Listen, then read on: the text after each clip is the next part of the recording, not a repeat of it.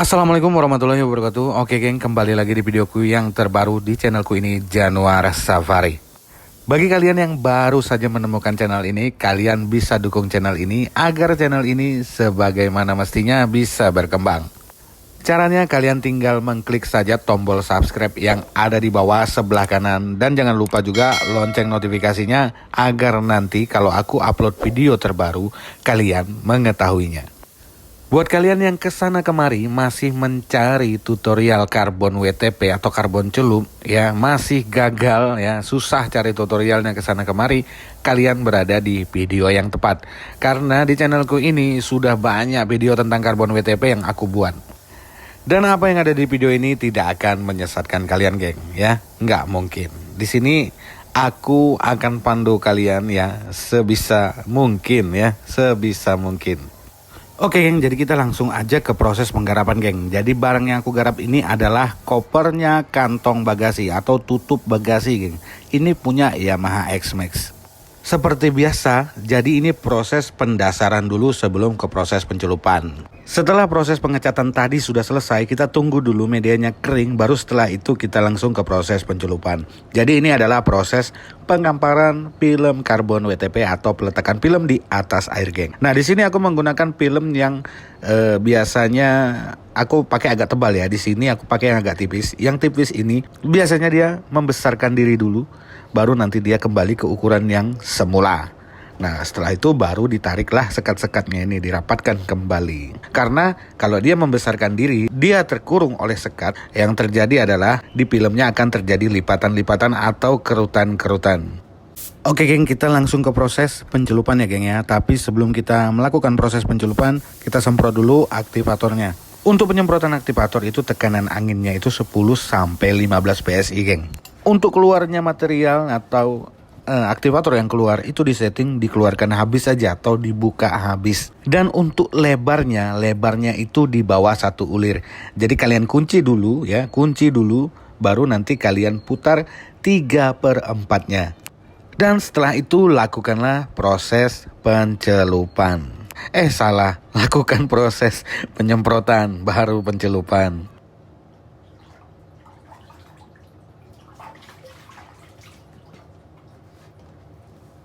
Oke geng, jadi kira-kira hasilnya seperti ini geng. Gimana menurut kalian? Ya ini cukup lumayan lah ya. Jadi geng, kalau kalian memiliki garapan yang sama ya, garapan yang sama, kalian tinggal tiru aja apa yang ada di video ini. Nah itu kenapa ada isolasi di bawahnya itu. Itu tujuannya supaya bagian sudutnya itu nggak lepas dari motifnya. Biasanya kan sering luput tuh kalau nggak pakai isolasi. Oke geng, jadi kita lanjut ke proses pencelupan yang selanjutnya. Jadi masih sama ya. Untuk tekanan angin, keluarnya aktivator, lebaran semburan itu masih sama settingannya. Jangan dirubah-rubah geng.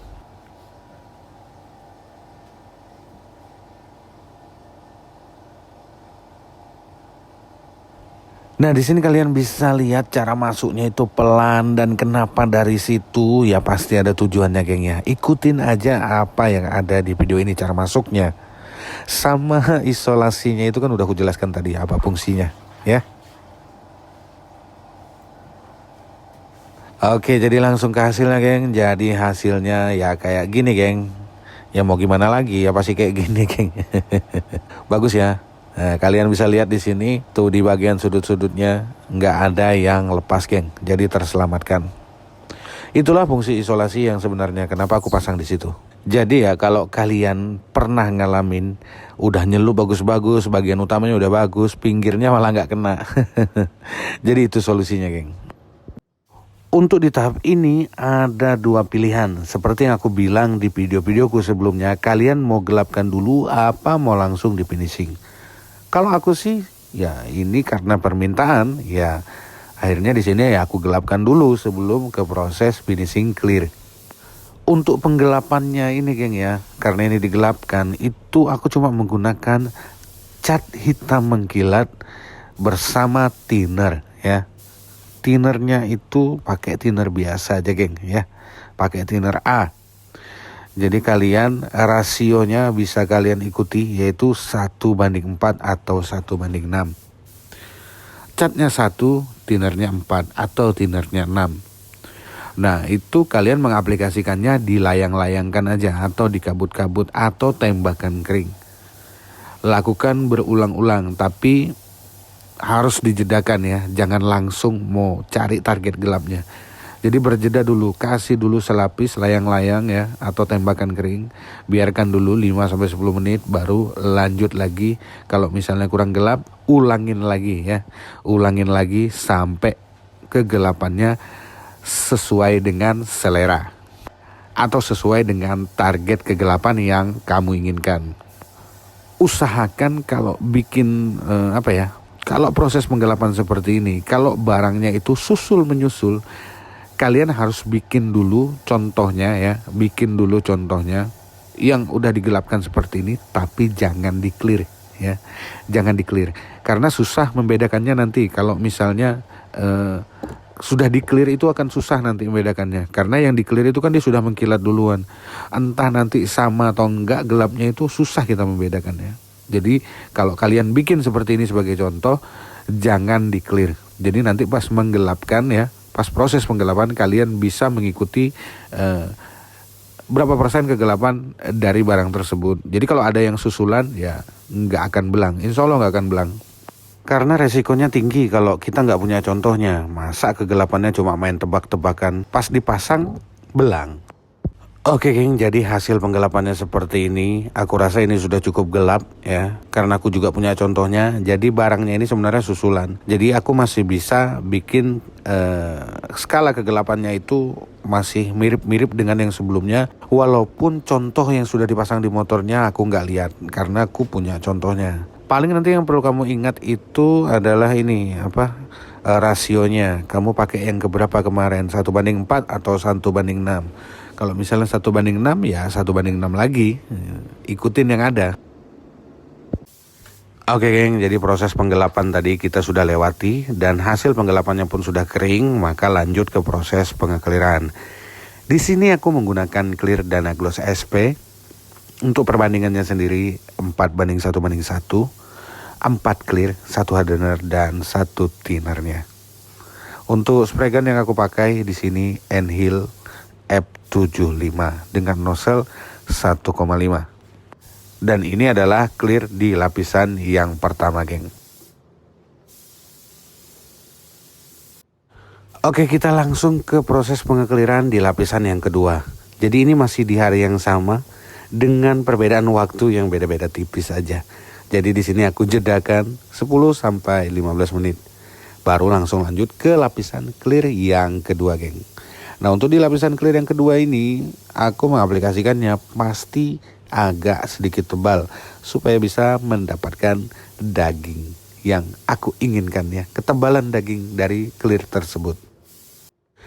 Jadi geng, di proses pengekliran ini tuh susah-susah gampang. Jadi kalau kita nggak sabar ya biasanya terjadi ketebalan ya, bisa menyebabkan meleleh atau ketebalan. Waktu pas di clear bagus-bagus aja, kalinya pas sudah kering ya popping. Popping itu bintik-bintik yang merata ke seluruh bidang geng. Kalau di amplas itu dia bolong-bolong dan susah nge-clearnya kalau sudah bolong-bolong itu geng. Untuk mengatasi hal tersebut itu ya gampang-gampang susah. Pertama sebelum ke proses pengekliran itu kalian periksa dulu tabungnya ya, apakah banyak airnya atau enggak. Kalau masih popping juga periksa thinnermu ya, thinnermu cocok apa enggak. Kalau masih gagal juga, masih popping juga, periksa ketebalan saat kita nge-clear. Itu ketebalan apa enggak. Kalau ketebalan sama, semua dampaknya tuh sama seperti yang aku sebutkan tadi, itu semua dampaknya sama, yaitu popping. Makanya setiap proses pengekliran itu aku pasti berjeda geng. Jadi mainnya agak sabar. Oke geng, jadi setelah pengekliran tadi sudah selesai geng ya, itu sudah aku jedakan 2 hari. Nah yang ada di sini ini udah 2 hari usianya. Dan barangnya ini aku amplas kembali. Dan ini akan aku clear ulang supaya dapat hasil bening maksimal dengan ketebalan daging yang sesuai keinginanku. Kalau kalian bertanya itu apa sih bang yang dilapkan, itu namanya teklot geng. Teklot itu lap yang seperti berminyak kalau kita pegang. Kalau kita lapkan ke media itu, apa yang lengket di media itu seperti kotoran, debu dan sebagainya. Kalau dilap pakai itu, dia nempel di lap itu. Otomatis apa yang tertempel di media itu keangkat semua. Di proses pengekliran yang tahap kedua ini geng, yang udah jeda 2 hari, itu mix clearnya masih sama geng ya, masih di 411 geng. Jadi kalau sudah sistem flow cut seperti ini atau pengekliran ulang, untuk mix rasionya tetap harus sama geng, jangan sampai kelebihan. Karena menurut pengalamanku, aku pernah kejadian nge-clear ulang itu keriting. Ya karena disebabkan tinernya lebih banyak dari pengekliran di tahap pertama. Jadi di tahap keduanya begitu aku melakukan proses pengekliran, ada yang keriting karena tinernya kebanyakan. Jadi kalau sudah prosesnya seperti ini, berapa yang kamu pakai ya di tahap pertamanya, di tahap keduanya samakan jumlah tinernya. Atau kalau kamu nggak percaya, kamu bisa coba aja ya. Karena aku sudah eksperimen, kamu coba aja. Nanti kalau kejadian, silahkan komen ya. Silahkan komen di kolom komentar. Oke geng, jadi ini dia hasilnya geng. Ya, ini hasilnya dan ini masih basah. Kalau tanganku aku pegangkan di situ geng, langsung cap 5 jari dia. Oke geng, setelah semua proses berlalu ya, setelah semua proses kita lewati, jadi hasilnya seperti ini. Bagaimana menurut kalian? Kalau menurutku secara pribadi ini sudah sangat oke. Ini sudah sangat oke sekali geng. Jadi kalau sudah hasilnya seperti ini ya, aku pastikan kalau yang punya barang tuh udah pasti senyum-senyum geng. Udah pasti senyum-senyum. Dan saat kalian serah terima barang kepada yang punya, tenangnya hati. Dan silahkan kalian komen di bawah bagaimana menurut kalian. Kalian tinggal komen di kolom komentar dan kalian lihat ini ya sepuas hati kalian. Oke geng, jadi videoku cukup sampai di sini dulu. Sampai jumpa di video selanjutnya. Jangan lupa dukung terus channel ini biar bisa berkembang geng ya. Caranya tinggal klik subscribe dan aktifkan juga lonceng notifikasinya biar nanti kalau aku upload video baru kalian mengetahuinya. Oke, sampai jumpa di videoku selanjutnya. Assalamualaikum warahmatullahi wabarakatuh.